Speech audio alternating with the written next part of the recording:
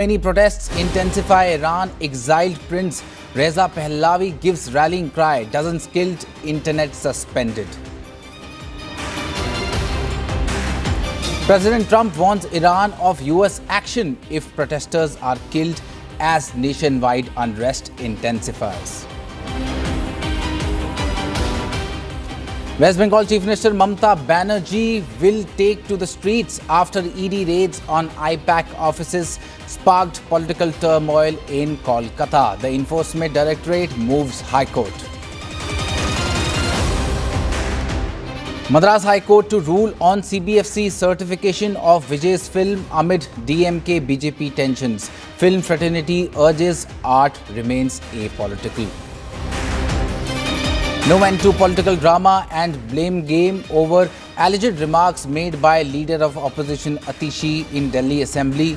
Session extended by a day as BJP continues to demand action against Atishi. Now, Iran is facing its most serious wave of unrest since 2022 as nationwide protests stretch into a 12th consecutive day. Internet access and phone lines were cut across the country after large demonstrations erupted in Tehran and other major cities. Following a call for mass protest by exiled Crown Prince Reza Pahlavi, reports indicate dozens have been killed amid clashes with security forces also injured. Protesters have reportedly set fire to a building linked to Islamic Revolutionary Guards in Isfahan and torched security vehicles in Tehran as well. From exile, Pahlavi claimed millions of Iranians took to the streets demanding freedom and publicly thanked US President Trump for pledging to hold Iran's leadership accountable if violence against peaceful demonstrators continue. Well, look, we certainly stand by anybody who's engaged in peaceful protest, anybody who's trying to exert their rights for free association and to have their voices heard. Obviously, the Iranian regime has a lot of problems. And as the President of the United States has said, the smartest thing for them to have done, it was true 2 months ago, it's true today, is for them to actually have a real negotiation with the United States about what we need to see when it comes to their nuclear program. I'll let the President speak to what we're going to do in the future, but we certainly stand with anybody across the world, including the Iranian people who are advocating for their rights. And we are joined by Siddhant Mishra on this broadcast. Siddhant, after the 1979 revolution, this is the biggest uprising. But the only difference is at the time there was the Shah of Iran at the helm, but now it is Ayatollah Khomeini. What is the latest that you can tell us? Well, that's right. In fact, there have been multiple such uprisings, demonstrations, Harsh, in the history of Iran. As you rightly said, after the removal of Shah, there have been several protests in 2022. In fact, before that, but these times, in these times, what is happening on the streets of Iran is unprecedented. Earlier, these protests, if taken place, used to take place, in small numbers.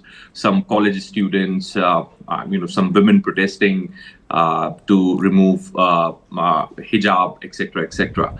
But this is massive, Harsh, and this has been going on from 28th December, and millions of people are flooding streets, not just in the capital city of Tehran, but Iran Sheher, Mashhad, Kermanshah. All these cities witnessed, or rather are witnessing protest. In fact, at several places, Harsh, protesters and police forces came face to face. Multiple clashes have also been reported. Multiple buildings have also been set ablaze in riots and arson taking place in Iran. So these are some groups want the removal of the Khomeini regime.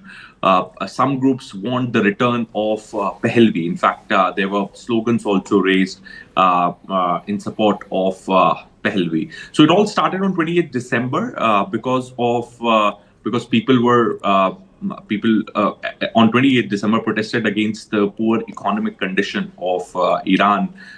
The currency is all-time low against the dollar, etc., etc. But now it has turned completely into the Khamenei protest, anti-regime protest, and there are two more important thing, Hirsch, which I would like to highlight. One, that Reza Pahlavi is going to be in Mar-a-Lago on Tuesday. He is there to attend an event. Now, whether he'll be meeting President Trump or not, perhaps that is something which I cannot confirm at this point in time. And second, that yesterday's protest took place after Reza Pahlavi's call to continue with the protest, urging protesters, people of Iran, to continue with the protest. So there were internet shutdown. Many cities witnessed a blackout. But despite that, with the help of the diaspora and etc., these videos were being circulated all over internet, etc. So situation is tense despite assurance from the Iranian regime. In fact, Pezeshkian blamed himself that I am responsible for this. Iranian government is saying that we have instructed the authorities not to use force against the protesters, etc., etc. So the assurances are coming from the regime, but this is massive, as you rightly said. This is massive. There have been multiple protests in the past also, but those protests were limited in numbers, limited protesters immediately arrested, detained, etc., etc. This is massive. Right, Siddhant. Siddhant, stay on with us as we are taking a better look on what is happening inside Iran. Now, let's see why Iran is in turmoil. Now, the first foremost reason is that economic hardship is seen across the country right now, because rising living costs and high unemployment and political repression is also there. But the high unemployment rate is one of the key reasons why Iran is in turmoil right now.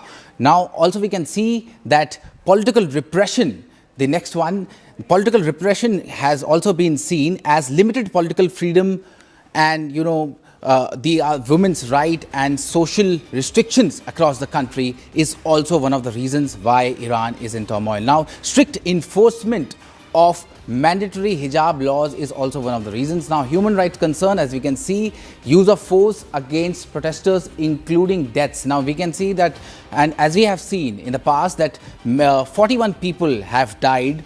That is the latest number that we have in the protests. And as we know that Donald Trump has also said that if Iran continues this, then we will take a strict action.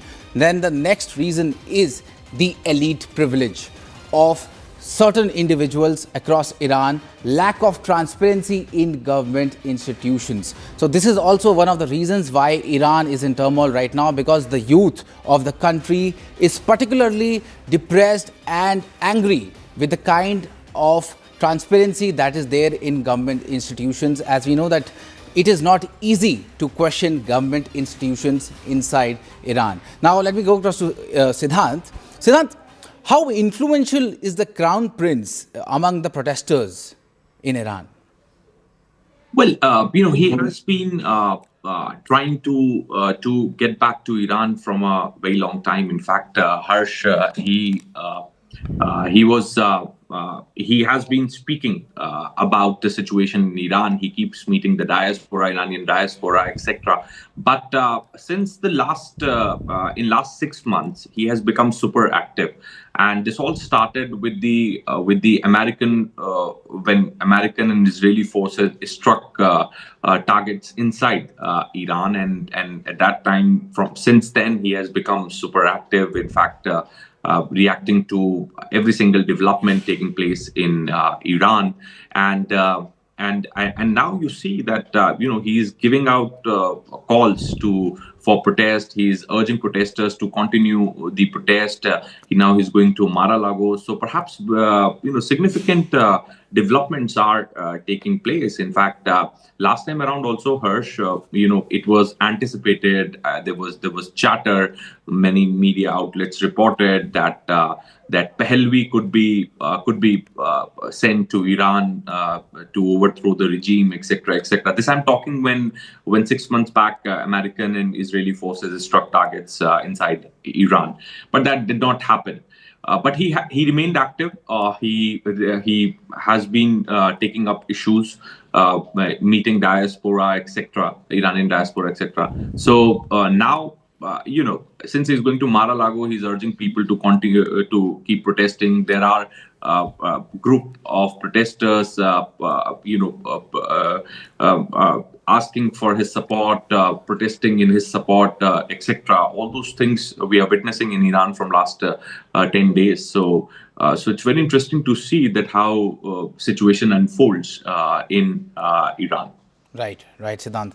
Siddhant, but it also seems now, right now, between the protests, that the Khomeini regime is somewhat of soft with the protesters. Although, yes, 41 people have been killed, but if we see in the past that stricter actions were taken against protesters, how do you see the situation right now? Well, yeah, they are under a lot of pressure, Harsh, because they know that this sentiment is real, this sentiment is organic, and despite they allege that USA, CIA, Israel interfering in the domestic matters of Iran, etc., etc., but they also understand it very well that this sentiment, this anger is genuine. The Iranian currency is all-time low, at all-time low against the US dollars. Because of the heavy sanctions from the United States, Iran could not sell its crude in the open markets. All Iran can do is sell it through shadow fleets, or to friendly countries like China, Russia, etc. Because of the sanctions, the situation is getting worse with each passing year. In fact, because of the recent conflict with Israel, then American forces targeting sites in Iran, perhaps thrown the country, which was already facing a lot of economic issues, into war, and from there, trouble started for Iran, because people are upset with the handling of the situation. The price of living has gone up. Prices of essential commodities have gone up. So situation is really tensed on ground. People are angry against the government, and they want a regime change. And that's the clear message.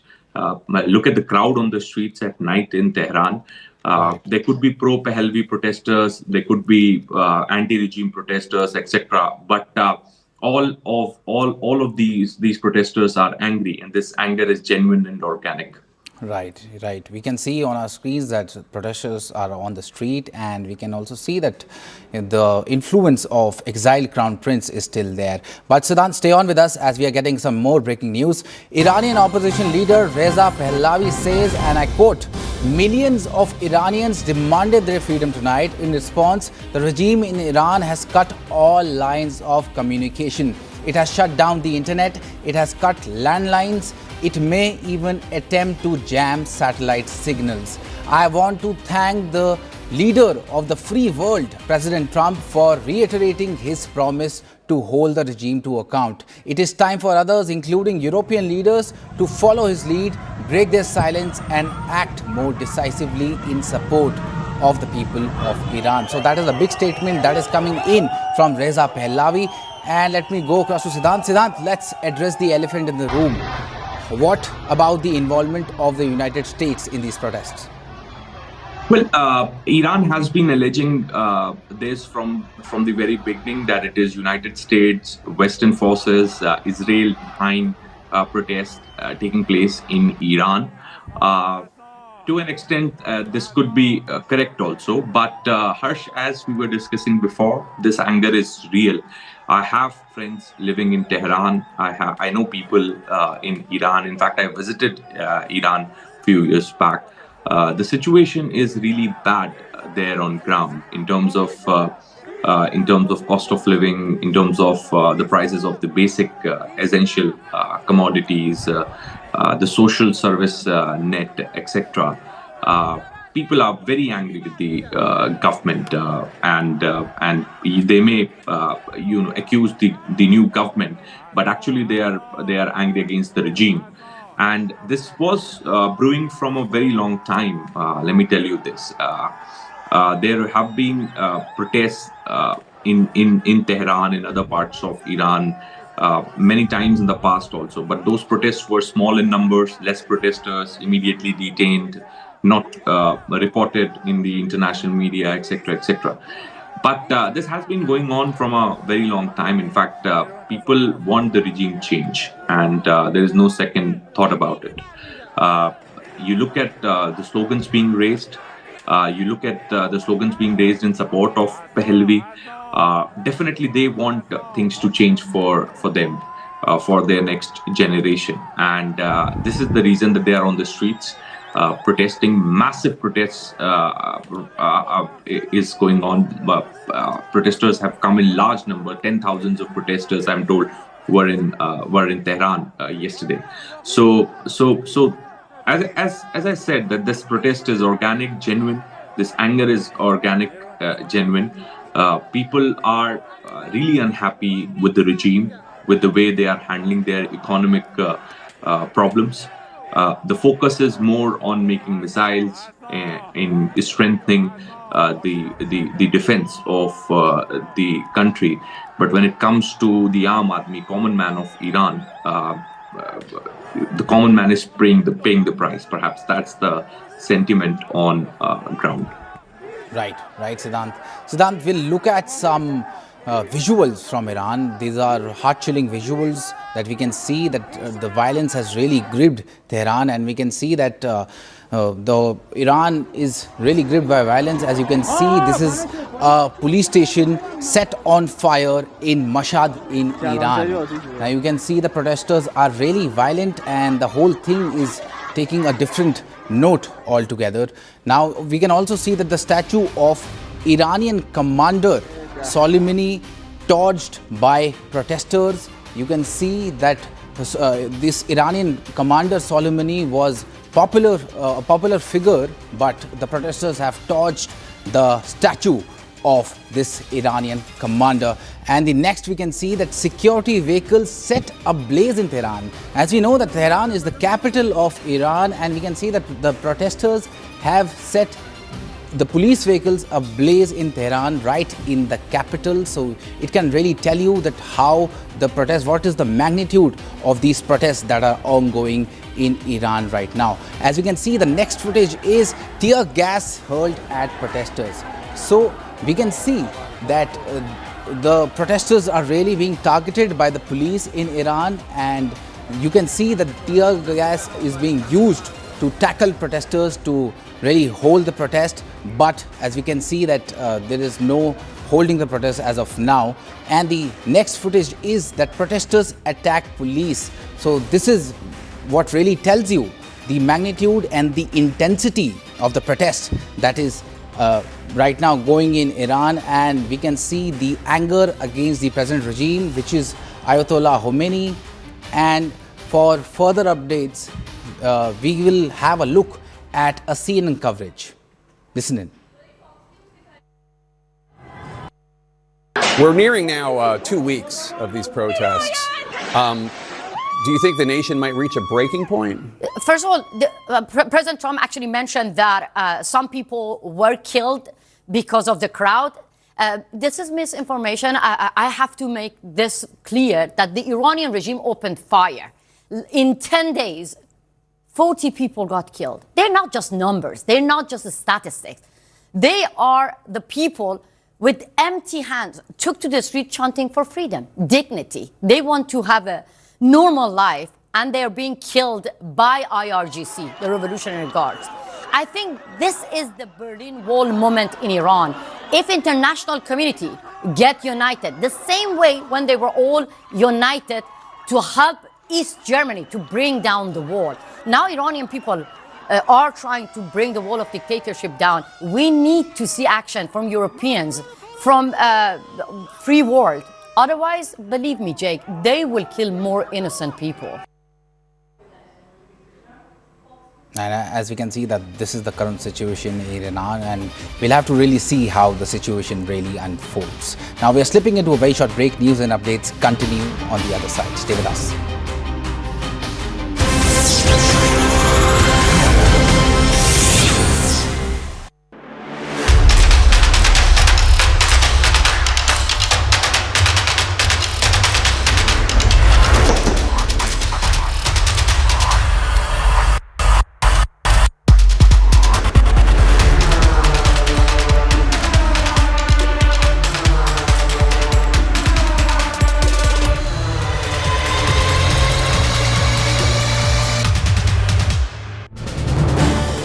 This is News 18 Network.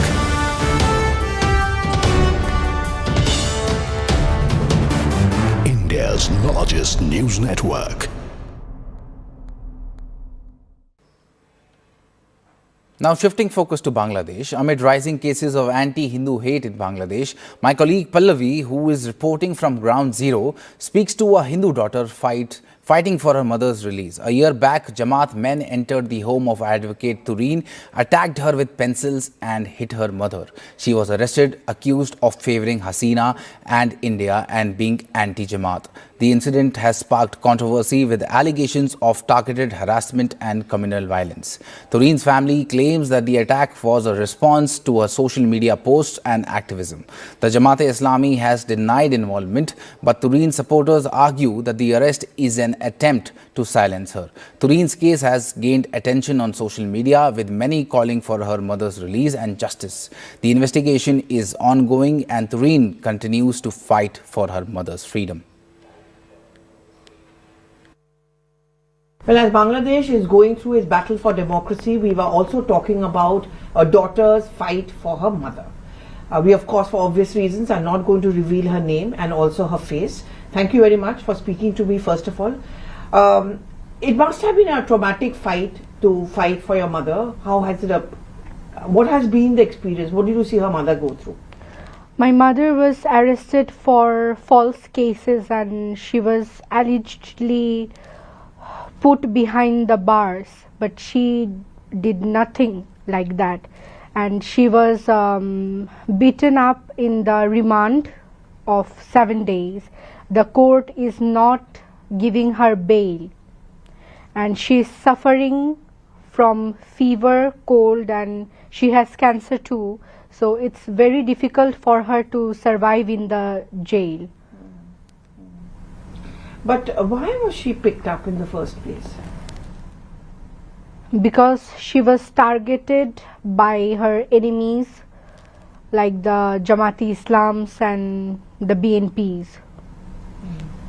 Because you know, I had met her once, long time back, and I remember she had shown me pictures of her being hurt, and I remember those marks. So, but she is a strong woman. She is someone who is resilient. Are there any moments when you feel that she has turned weak? She has turned weak when my Nana, her father, died due to heart attack and she was broken. She had no support. There was no one to make her comfortable, or there was many financial problems, but we have overcome through the years. What has your mother taught you? What have you learned from her? Why is she your inspiration? Because she taught me to fight the battle even if I am alone, and she taught me to never break down or show my weakness to people. But there must be moments when you feel lonely. Are there moments when you feel weak? No, because at that time I pray to Allah and ask for strength and ways to overcome the difficulties that I will face or I am facing. You're a student. Yes. You want to finish your studies. You Yes. don't want to leave Bangladesh. No, I don't want to leave Bangladesh. Why? Because it is my birthplace and I have everything here, so I don't want to leave. Are you hopeful that your mother will come out soon? There is no hope, but maybe Allah will help us. But why do you say that there is no hope? Because there are so many tensions running in the country and there are so many evidences made against her. Also, if you want to talk about that particular day when she was at home and there are some people who entered the house and they kind of tried to attack her. They did put her those pencil marks, because that's when I remember I interviewed her. Can you just describe that moment? I mean, did you see what happened, or you don't want to talk about it? I don't want to talk about it because I was locked in a room and there were screams, and that was a very traumatic night. and we were not able to overcome the trauma for several months. You know, there must be many other women like you, young girls, boys for that matter, who may be also going through a similar situation. Before I let you go, what is it that you would want to give to them? What is your word of inspiration for them? What is your personal experience which you would want others to learn? Not to break down and be strong, and not to show your weakness to, especially to your enemies, and to keep your mind cool and find for ways to overcome the difficulties. But you do love Bangladesh because you consider it to be your own country. Yes. And are you looking forward to the better days in Bangladesh? Is that what you're looking at? And for your family, for your mother? Yes, I am hoping for that. When you do meet your mother, I guess you do, what is it that she tells you? She tells me that she is suffering there and she cannot survive there because she is not used to live there, and she inspires me to be strong and to overcome my...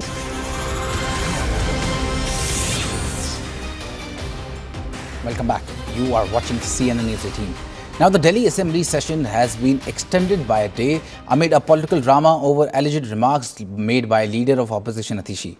The BJP is demanding action against Atishi for allegedly insulting Sikh Guru Tegh Bahadur. While the AAP accuses the BJP of stalling a debate on pollution, the controversy began when Atishi allegedly made remarks linking the 350th anniversary of Guru Tegh Bahadur's martyrdom to the pollution debate. BJP MLAs, including ministers Manjinder Singh Sirsa and Kapil Mishra, demanded an apology, claiming the remarks were disrespectful. The Speaker Vijender Gupta has sent the video for forensic probe and announced a censure motion against Atishi. The AAP, however, denies any disrespect and claims that the BJP is avoiding a discussion on pollution. Atishi accused the Delhi government of running away from addressing pollution, citing severe air quality issues. The assembly session has been adjourned multiple times due to the protest, with the BJP demanding Atishi's disqualification and the AAP pushing for a pollution debate. The much-awaited pollution debate is yet to take place.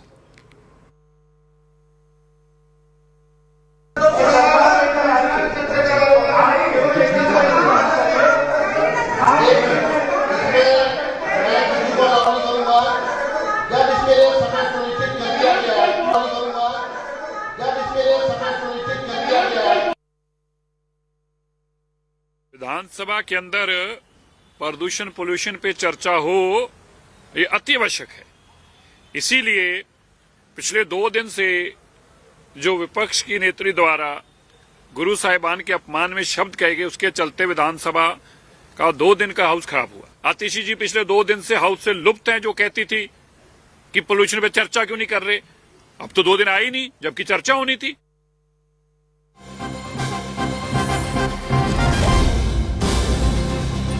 Breaking input coming in, the controversy over former Delhi Minister Atishi's alleged derogatory remarks on Guru Sahib has escalated, triggering protests and formal complaints across multiple states. The Shiromani Akali Dal has filed a complaint with the police demanding a criminal FIR. The Delhi Sikh Gurudwara Management Committee has also approached Delhi Police seeking legal action against the former Delhi Chief Minister.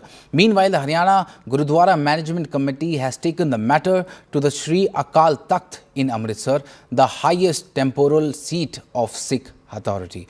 And we'll listen in to a reaction. आम आदमी party ਦੀ ਦਿੱਲੀ ਦੀ ਮੁੱਖ ਮੰਤਰੀ ਰਹਿ ਚੁੱਕੀ ਆਤਿਸ਼ੀ ਜੀ, ਜੋ ਕਿ ਹੁਣ ਆਪੋਜੀਸ਼ਨ ਦੇ ਵੀ ਸ਼ਾਇਦ ਲੀਡਰ ਨੇ ਦਿੱਲੀ ਵਿਧਾਨ ਸਭਾ ਦੇ ਵਿੱਚ, ਉਹਨਾਂ ਦੁਆਰਾ ਇੱਕ ਬੜੀ ਹੀ ਮੱਦਭਾਗੀ ਘਟਨਾ ਜਿਹੜੀ ਸ਼ਬਦ ਜਿਹੜੇ ਨੇ ਉਹ ਗੁਰੂ ਸਾਹਿਬ ਜੀ ਦੀ ਉਸ ਸ਼ਖਸੀਅਤ ਦੇ ਮੁਕਾਬਲੇ 'ਚ ਬੋਲ ਕੇ ਉਹਨੂੰ ਬੜਾ ਹੀ ਗਲਤ ਤਰੀਕੇ ਨਾਲ ਪੇਸ਼ ਕੀਤਾ ਗਿਆ ਹੈ ਕਿ ਕੁਰੂਕਸ਼ੇਤਰ ਦੇ ਵਿੱਚ ਉਹਦੇ ਖਿਲਾਫ FIR ਵੀ ਦਰਜ ਕਰਵਾਉਣ ਜਾ ਰਹੇ ਆ। ਇਹਨਾਂ ਨੂੰ ਨੈਤਿਕਤਾ ਦੇ ਆਧਾਰ ਦੇ ਉੱਤੇ ਜਿਹੜੀ ਅੱਜ ਆਪੋਜੀਸ਼ਨ ਦੇ ਉਹ ਲੀਡਰ ਨੇ ਉਸ ਤੋਂ ਅਸਤੀਫਾ ਦੇ ਦੇਣਾ ਚਾਹੀਦਾ ਹੈ ਤੇ ਸਰੇਆਮ ਸਾਰੀ ਦੁਨੀਆ ਦੇ ਨਾਨਕ ਨਾਮ ਲੇਵਾ ਜਿਹੜੇ ਸਾਡੀ ਸੰਗਤ ਹੈ ਉਹਨਾਂ ਕੋਲੋਂ ਮਾਫੀ ਮੰਗਣੀ ਚਾਹੀਦੀ। And we are joined by Nivedita Singh on this broadcast. Nivedita, what more can you tell us? So, Atishi is still not stated her side officially to the Delhi Assembly, and the entire episode has been sent to state forensic department for testing the what she exactly said. Vijender Gupta, the Speaker of the Delhi Assembly, has sent the matter to the forensic department for inquiry, and the report is expected in the next 15 days. The entire issue started on Tuesday when a discussion was on a program that was organized by Delhi government in November. Atishi, however, was demanding that instead of holding discussion on other issues, the Delhi government, which is in control of BJP right now, should hold a discussion on air pollution in the national capital, which is a major issue right now. And we have seen severe air days in December and November. So Atishi was demanding that there should be a discussion on air pollution in the Delhi Assembly. It is also important to note that the discussion was also scheduled for the day. But yeah, when the Assembly was not responding to her request, she became angry and said certain words, which is still not very clear. Because the Assembly has not acknowledged what she has said so far. The Speaker has sent the video of her speech to the forensic department for inquiry. The Aam Aadmi Party is saying that while the BJP is protesting against Atishi for her comment, the Aam Aadmi Party has now filed a complaint against the BJP MLAs, including Minister Kapil Mishra, for using certain words along with Guru's name, saying that while Atishi has not said anything against which is derogatory for the Guru, it's the BJP who is repeatedly associating the words with the Guru's words. And now the complaint has been filed officially from both the sides. However, in the last 2 days, Atishi has not made any official statement to the Delhi Assembly so far, even though the Speaker Vijender Gupta has repeatedly asked her to do so. Right, Nivedita. Nivedita, I would request you to stay on as we are playing some political reactions. ऋषि जी द्वारा जो अपमानजनक भाषा का हमारे गुरुओं के लिए उपयोग किया और उसी के चलते उनके बयान के ऊपर में पूरे देश में विरोध हो रहा है, पूरे देश में प्रदर्शन हो रहे हैं, तो इसी के चलते एक दिन का सत्र का समय और बढ़ाया गया है। सारा विषय अध्यक्ष जी द्वारा प्रिविलेज कमेटी को दे दिया गया है और बहुत जल्दी जैसी उसकी रिपोर्ट आएगी और फॉरेंसिक जांच की रिपोर्ट आएगी तो उसके बाद में एक स्पेशल सेशन को बुलाया जाएगा और वो रिपोर्ट के बारे में, फॉरेंसिक जांच के बारे में फिर उसके बारे में बताया जाएगा। हमने स्पीकर से मिला, भारतीय जनता पार्टी ने कुकृत्य किया है। भारतीय जनता पार्टी के नेताओं ने घटिया और नीच राजनीति किया है, ऐसी राजनीति जिस पे क्षमा नहीं किया जा सकता।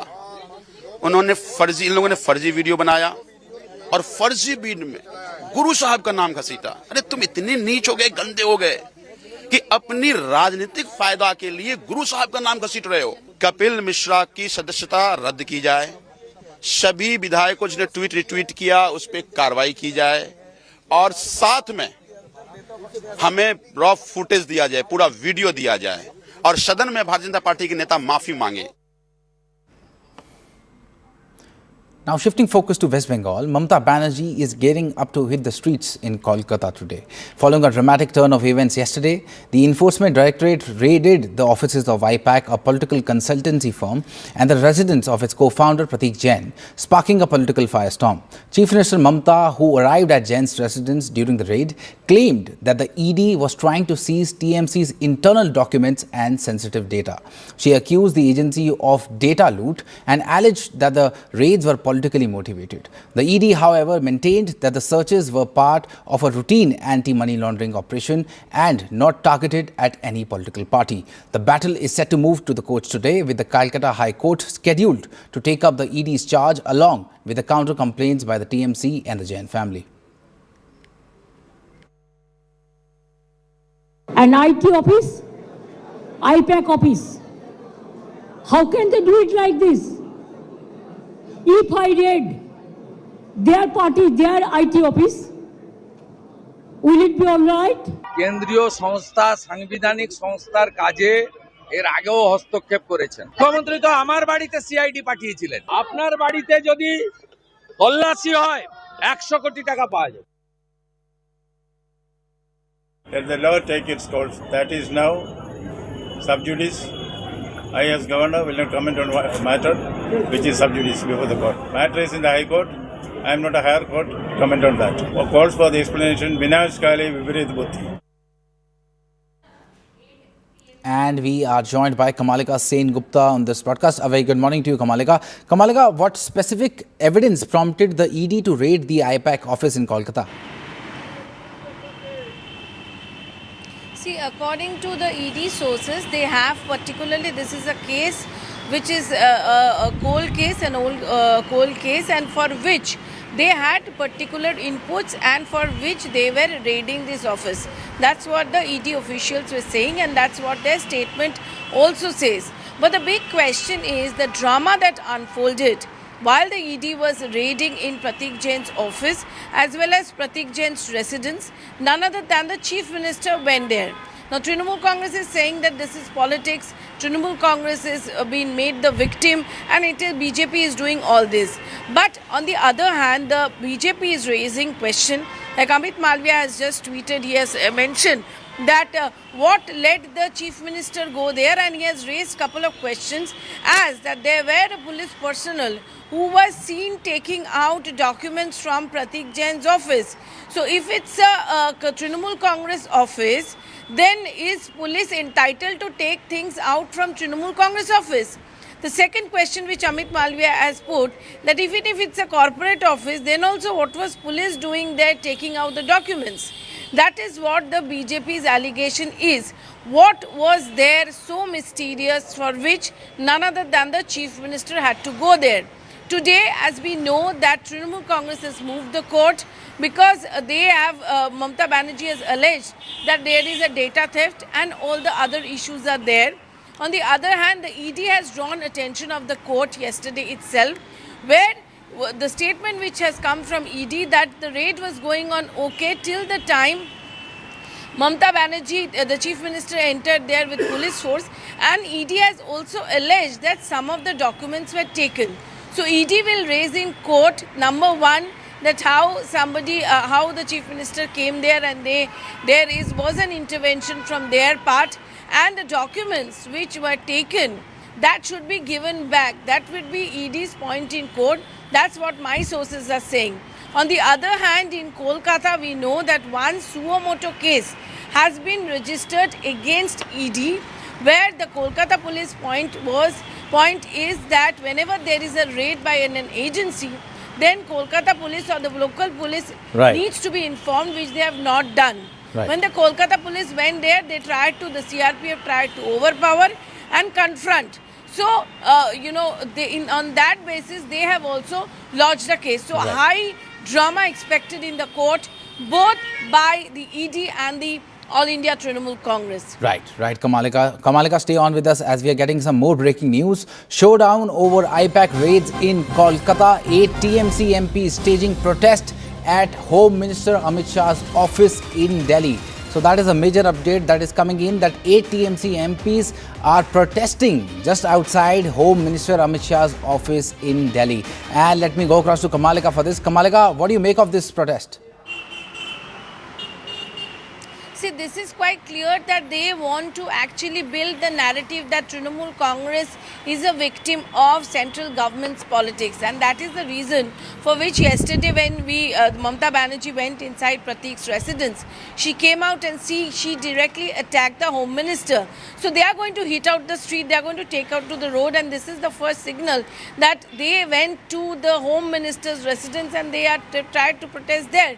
Not only that, today in Kolkata, from Jadavpur to Hajra, Mamata Banerjee will do a rally and she herself will hit out the streets. So clearly, Trinamool Congress trying to take this issue and trying to show that they are the victims of the central government's politics. On the other hand, the BJP's politics rather. On the other hand, the BJP clearly coming out that this is Mamata Banerjee. How can a chief minister go and intervene in an agency's work?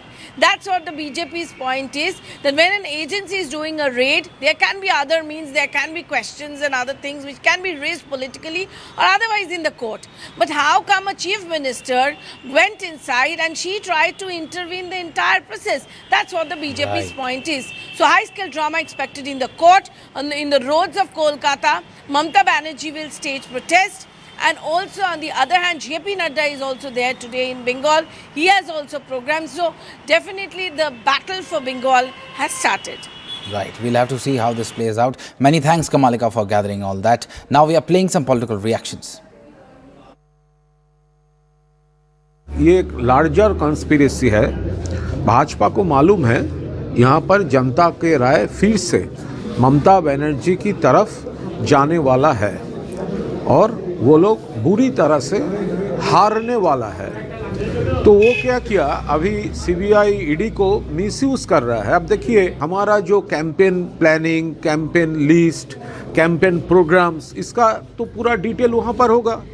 तो वहाँ पर छापा मार के तृणमूल का campaign का जो strategic part है तो वो उठाकर ले जाने का वो कोशिश है। सरकारी कामकाज में बंगाल की मुख्यमंत्री ममता बनर्जी जी ने दखल दिया है। मीडिया के माध्यम से हिंदुस्तान के प्रत्येक घर ने वह दृश्य देखे हैं। शायद ये भारतवर्ष में पहली बार ऐसा हो रहा होगा कि एक करप्शन के केस में जब रेड पड़ रहे हों ईडी के, उसके बीच में मुख्यमंत्री जी खुद घुस करके एविडेंस डिस्ट्रॉय करने की कोशिश, एविडेंस चोरी करने की कोशिश कर रही हो। पीसफुली रेड चल रहा था कि अचानक ममता बनर्जी बंगाल पुलिस के साथ वहां पहुंच गई आईपैक के ऑफिस में, और खुद सबको धक्का देते हुए आईपैक के ऑफिस के प्रांगण के अंदर जहां रेड चल रहा था वहां वो स्वयं घुसी। कई तरह के एविडेंसेस को उन्होंने अपने साथ ले लिया। Now shifting focus, CNN News 18 drives conversations and brings focus to one of the most pressing issues of our times, reckless wrong side driving, highlighting incidents demanding accountability and stricter punishments. Union Transport Minister Nitin Gadkari speaks exclusively to CNN News 18, calling for change in driver behavior, also announces new plans for government assistance to accident victims. Listen in. I am joined by Union Minister Nitin Gadkari. Sir, wrong side driving का आपकी ministry ने क्या assessment निकाला है, क्यों होता है? In every year in our country we have 5 lakhs accidents and 1,80,000 deaths. In many accidents the lane discipline is a problem. Even in the western countries there is a discipline for every vehicle, heavy vehicle, light vehicle, about lane discipline. Unfortunately, the Indian situation, our people are actually violating the lane discipline, and that is one of the reasons for the accidents. So today it is the time for the country, society, and even for the NGOs, university, all social organizations, we are taking help from them to educate the drivers that don't violate the rules related with the lane discipline. Already it is decided, and particularly in the access control express highway, it is very, very important. Otherwise, the result will be bad. It is to be more accident, more death. It is not good for the country. We have to save the life of the people. So my appeal to all the concerned stakeholders, please obey the rules and also take the preventive measures as far as the lane discipline is concerned. Is the ministry planning anything specific against wrong side driving? Yes, 100%. We have lot of now electronic system is there by which we can catch the image, and by that image we can easily identify that who is the driver, who is the car owner, who is violating the law. So after taking his photo or video, we can take action against him. Thank you, sir. And also he had to pay the penalty for that. And we are joined by Nivedita Singh on this broadcast. Nivedita, clearly a CNN News 18 impact, and that is a very big statement that is coming in from Union Road Minister Nitin Gadkari. What do you make of this? the government had already introduced a series of strict norms to reduce traffic violation across the country. And basically, the MORTH is only responsible for issuing laws and making it stricter. However, the enforcement of these laws are in the territory of the respective state governments, basically. So enforcement has been an issue because there are laws which make certain things mandatory. However, the enforcement on ground varies from state to state. So yes, there are states that has a lot of strict norms, including Delhi, that started registering FIR on wrong lane driving. Enforcement remains a consistently issue in imposing these laws. So as Gadkari ji rightly said that there are cameras installed across roads. The government is trying to get trying to click the pictures and issue fines. And yet another issue that the ministry is facing is the piling up of pending challans. So while the government is issuing, while the authorities are issuing challans to the people, the penalty, the pendency of challan is very high. Currently, around 40,000 crore is pending in challan. So there are a lot of measures which needs to change on ground. It is a very common sight that people drive on wrong lanes across the city. Right. And we are shifting focus to the TMC protest happening in Delhi. Showdown over IPAC raids in Kolkata. 8 TMC MPs staging protest outside Union Home Minister Amit Shah's office in Delhi. And we can see that 8 TMC MPs are staging protest against Union Home Minister Amit Shah after the ED raids at IPAC office in Kolkata. And as we can see that the 8 TMC MPs are sitting outside Union Home Minister Amit Shah's office in Delhi, and we can see that there's a struggle going on between Delhi police officials and the TMC MPs, and they are constantly protesting against Union Home Minister Amit Shah. Now this comes after the AD raided the IPAC office in Kolkata and also the residence of IPAC co-founder Pratik Jain. And as we know that the 8 TMC MPs are protesting outside Amit Shah's office in Delhi, and as we can see, and we can see the high drama in National Capital, and let's listen in to what is happening.